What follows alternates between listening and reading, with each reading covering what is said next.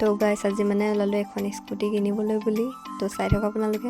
তো সেইকাৰণে মানে অলপ পইচা উলিয়াই ল'বলৈ আহিলোঁ আৰু স্কুটিৰ বাবে লাগিব যিহেতু আমাৰ পইচা ওলাই গ'ল। তাৰপাছত মই ভাবিলোঁ ধুনীয়া হ'ব লাগিব ন অলপ, সেইকাৰণে প্ৰথমতে এয়া পাৰ্লাৰলৈ বুলি আহি ল'লোঁ। তাৰপাছত আহিলোঁ মই এতিয়া ডিলাৰলৈ স্কুটি চাবলৈ বুলি।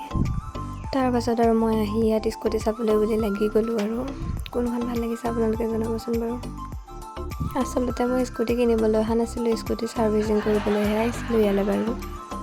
তাৰপাছত মানে মই আহিলোঁ এয়া মাৰ্কেটলৈ বুলি আহিছিলোঁ। এইবোৰ বস্তু এটালৈকে চববোৰ উঠাই লৈ ল'লোঁ আৰু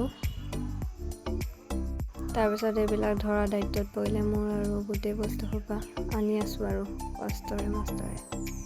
তাৰপাছত মোৰ চববোৰ কাম হৈ গ'ল, সেইকাৰণে এতিয়া মই আকৌ ঘৰলৈ বুলি ৰাওনা হ'লোঁ।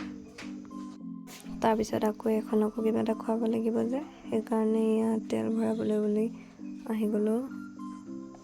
অৱশেষত নিজকে দেখুৱাই মেলি আৰু ব্লগটো ইমানতে সমাপ্ত কৰিলোঁ। আজিলৈ বাই বাই।